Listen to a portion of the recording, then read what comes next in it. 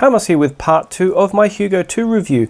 Now if you haven't already, please check out part 1 as I unbox it and we have a look at what's changed since the original Hugo. But today I'd mostly like to talk about performance, at least the performance that I've had. And we've got some, some headphones around here and some IEMs which I've used it with. So to start with, a bit about the history of my DAC ownership. Way back I owned an Audio GD Master 7, one of the early versions. And when I got in the original Hugo, the thing that impressed me was that, I was used to thinking that like a large DAC had to be, big, have a massive power supply, be very hot, and have to be left on for about 4 hours before it was running its best, all that kind of thing. And to have something that could use a switch on and in 10 minutes was up ready to perform at its best was kind of really fantastic, especially something that doesn't use a lot of power. So there is a lot of computing power in here, but not a lot of electricity usage, which was quite a difference.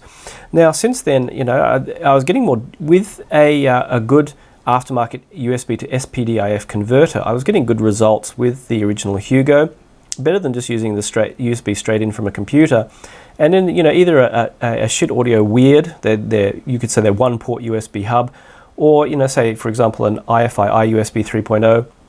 Things like that. I had an Audiofilio before that, which was much more expensive, but kind of unnecessary, it turned out in the end, as the cheaper USB hubs would do as good a job. But that I still enjoy using in my living room, and that seemed to be a little bit better than the Master 7, as good as I could get it without doing a lot of mods. So I switched over to using that, and I was especially appreciative of the lower power bill. Now, once I heard Schiit Audio's Yggdrasil at the SoCal meet, which became SoCal Can Jam. After that had been left on for a couple of days, I remember on the Sunday afternoon listening with the, also new at the time, Mr. Speaker's Ethers, and I was very impressed with the level of detail retrieval from that. So I went and bought one, and that's been my main DAC for quite a while now. Now that, of course, too improves a little bit with a better input, and now they have, of course, the Schiit Audio's Generation 5 USB, or the, funnily enough, named Schiit Eater.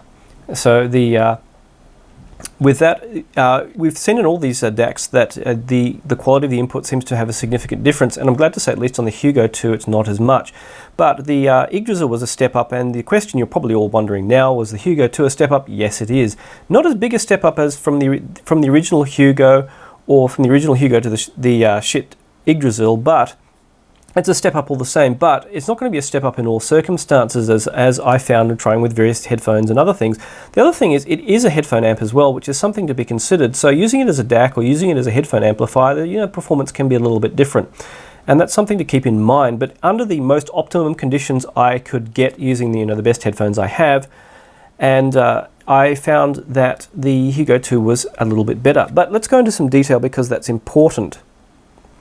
Now, I want to talk about first my Chord Dave review. Now, I didn't do a video review, but I did a written review. And when I borrowed a Dave for a couple of weeks and listened mostly directly with a pair of HD 800s, now that was quite an experience. When I was first listening to the best recordings I have, I was starting to get a physical reaction to the music. And you're thinking, well, that's just the craziest thing I've ever heard, having a physical reaction. I said, yes, well, having trouble breathing when listening is quite bizarre. It's something you normally experience in live music when the performer is uncannily good. And to have that kind of experience from digital audio was quite impressive for me. So what in a sense, I had to redefine the way I thought about digital to analog conversion. And I've seen this kind of comment online where people have said, oh, my other DAC has a blacker background. Well, what I think is happening with DACs and these black backgrounds is a DAC chip outputs a lot of noise. And this is something Benchmark Media have written about, which is very important. Now, a good DAC designer will do their best in the circuit to remove the noise, and often the output is in balanced form. So using a balanced circuit is a good way to remove noise. And so their aim is to get blacker and blacker backgrounds. Now, that black background, that black background seems to be stuff in the recording that is not being reproduced by the DAC. It's like you're hearing the limit of what the DAC can reproduce. And the Dave has such much higher limits, or much greater limits as to the low-level signals it can produce, that you're actually hearing some of the atmosphere and some of the low-level, below like overt sound level details. You're actually picking up some of the atmosphere in there, and that atmosphere is what's critically missing from what you're hearing when you normally listen with a DAC. And I remember, I think it was Stereophile that did an experiment with an esoteric system, I should say a system from the TX Esoteric brand, where I think they had a piano player or a small ensemble on the stage, and they had speakers and the whole esoteric system there too.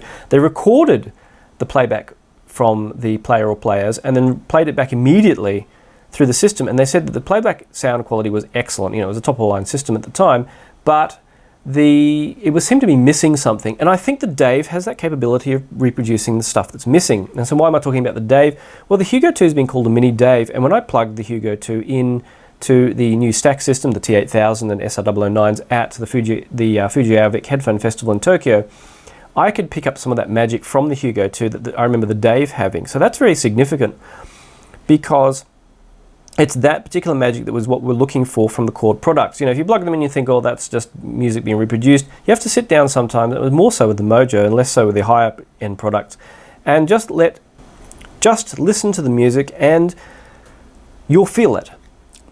And it was very much something I felt with the high-end gear that I have. But onto that's where things were interesting. Now, there are a lot of options you can try with these. You can try the filters. Now, one of the I'll get this out of the way first. The filters, of course, the two main ones, the white and the green, they adjust, you know, they adjust the kind of filter being used, but they're still 256 times, or 256 FS as it's written, 256 times oversampling before the second round of oversampling up to 2048. And you can choose which kind of filter sounds better to you. I think people only with a very high hearing range could really pick out the difference between these two. It's almost nothing in it. But for some people might pick it up on maybe the extreme subtle nuances from it. Who knows? I didn't really make a difference to me. The next set of filters, the orange and the red, drop down the filtering to only 16 FS or 16 times oversampling, more like a regular DAC. So in a sense, you'll lose resolution and you'll lose some of the fine detail, but some people have found that some recordings which weren't made so well, where some of what you're hearing is actually distortion, in those kinds of cases, this can kind of soften things up and round things off a little bit. And some people have found that a useful filter to have. But it's obviously a degradation in sound quality, not a great one, but one you can hear significantly. And Rob Watts has stated he put that in there so you can hear the difference between regular levels of oversampling versus the 256 that he uses by default with the first two filters. Now, the crossfeed is another interesting one, because I had an interesting experience that when you turned on the crossfeed, it seemed that the bass went up a little bit. And that's an interesting thing, because I think that when you have a lower resolution, say amp, and pair of high-end headphones, that the soundstage seems more compressed in, and the bass seems a little bit stronger. And it acts as a kind of an inefficiency crossfade in a sense. And adding this crossfade in does kind of make the sound a little bit warmer with some headphones, like Utopias were a good example of that. So, I mean, the main benefit of it is there's old recordings that were recorded extremely kind of left or right, wherever all the instruments were far on the left or far on the right, like those old maybe Coltrane or and what have you. And those can make them more comfortable to listen to instead of having that extreme left and right sound where they just mix them in that way. But it's interesting that headphones such as the Utopias, which can sound a little bit a little bit bass light sometimes. I mean, people replace the pads on these with the Elio pads for that reason. It can make things sound a little bit warmer in that regard. But I don't use it much. Now, it was the headphone driving performance where there were significant differences. Now, for example, Mr. Speaker's ethers, or this ether flow I've got over here, these are very easy to drive, and one of my favorite pairs of headphones overall. They're not the highest performing headphones I have here, but they're generally pretty revealing of the quality of the components you're listening with. And plugging them into the Hugo 2 directly, I was very happy with the performance of that. Now, the headphone amp has improved somewhat in its power output and its drive overall, both in terms of being able to drive sensitive IEMs as well as full-sized headphones. And plugging them in, I felt like a pretty good performance with the Hugo 2. Mind you, they are easy to drive, but putting an amp into the chain, I've got Audio GD's Master 9 in, I've got ALO Audio Studio 6, that kind of thing. It didn't add up a great deal of benefit, even on really good recordings or really dynamic recordings. It didn't end up adding like a significant amount of benefit, considering the price of the amps, to the ether flows. But the purpose of this review is to test the limits of the Hugo 2. Now, whereas the Mr. Speaker's ether flows were pretty good straight out of the Hugo 2 themselves, it was the Focal Utopias that revealed the limits of what this thing is capable of, let alone Hi-Fi Man Sasvara, which is another issue altogether. Now, I didn't like the Utopias out of Chord's DAV, using it directly, And whereas, say, my Sennheiser HD800s, you know, going directly out of the Chord Dave was fantastic, and then going through my Studio 6 didn't seem to be much of an upgrade. If anything, it could have been a bit of a downgrade because there's more noise and what have you, and it doesn't reveal as much as the Dave was capable of. With the Hugo 2, it was the other way around with the Utopias. Utopias didn't sound so good out of the Dave, and I think it's the problem with the driver just being so fast with the Utopias that it needs a very, very fast amp. And the ones I found the best results were Audio GD's Master 9, ALO Audio Studio 6, and a prototype of Cavalli Audio's Liquid Tungsten was also fantastic. And if you ever heard the Utopias and thought, well, they don't have a very big soundstage, it's kind of narrow, hear them out of a big high-end tube amp or something like the Master 9, and you'll be very surprised that they can produce a very big soundstage. So directly out of the Hugo 2, they were pretty good listening. It wasn't mind-blowingly great or so bad. The interesting thing was, they sounded like they had more bass out of the Hugo 2 than they do out of the Studio 6, but out of the Studio 6 they definitely had more detail and space. It was very, very noticeable. So I think that, and now remember we talked about crossfeed and lower sound stage and stronger bass. Well, I think that was what was going on here, that the Hugo 2 just doesn't have quite the drive to get the most out of the Focal's Utopias. So that seems to be where its limit is, obviously, again with Hi-Fi Susvara as well. Where it shined, on the other hand, was with IEMs. Things like the Hi-Fi RE2000s. I've got a lot of IEMs sitting around here. I've got Ultimedea's reference monitors, I've got the Campfire Audio Andromedas and Vegas, that kind of thing. This is where the Hugo 2 really shines. And remember, it was designed originally as a portable DAC and amp. Of course, with the volume that can go all the way down to 0 and give you very low volume, there was only with the music not playing, there was only an extremely tiny amount of hiss, which is going to be essentially inaudible as soon as you turn the volume on at all. And so listening, you know, excellent IEM amp. And even the original Hugo 1, the output was as good as ALO Audio's best IEM amp, which was the last generation of the RX. And so I hooked it up, as you've probably already seen if you've followed me online, with a Aston Kern AK380 and a Sysconcept optical cable. And you know, it's very, very overkill. I jokingly called it before, the Hong Kong rig. And the combination was really fantastic, and it's probably about the best portable combination you could possibly get. And also I've used it originally in Tokyo with FIO's X7 as a source as well, with the custom adapter cable. Now I think the latest X7 Mark II is optical as well, so we can switch to that, which will be even better. And that makes the Hugo 2, in my opinion, at least sonically the best portable DAC and amp available today.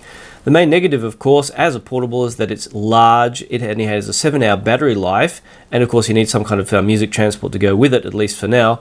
And as well, you need at least a 2.1 amp charging source to charge it up at full speed. But even if the Hugo 2 was a DAC on its own, it would be, I reckon, an excellent entry into the $2,000 market, and it very much pushes the limits of what you can get sonically for that amount of money. Now, but the thing that's great about it is that it will power most headphones almost to their best as well, and you can take it with you, and that's what I reckon makes it so special. On its own, you could very much make for a complete system with some headphones and a computer with no other accessories necessary. And what's more, with that dual coaxial input, I can only imagine what would be possible if in the future Chord found a way to make a million tap M scale that is the same size. And let alone, what's very likely to happen is a poly-type unit to attach to it to make it an excellent transportable. So once again, I did hope you liked my video about the Chord's Hugo 2. If you have any questions, comments or criticisms, please do post them in the comments and I will hopefully reply soon. Don't forget that I have a site, headphone-ephone.reviews, or its short URL here.reviews. Do check that out because I've posted a written review as well, which goes into all these details, and we'll have any corrections or any mistakes or any glaring errors will be posted there as well. And don't forget to give the video a thumbs up if you liked it, and subscribe if you'd like to see more videos. As well, share it online with friends who you think they might like to see it, and otherwise I'll see you online.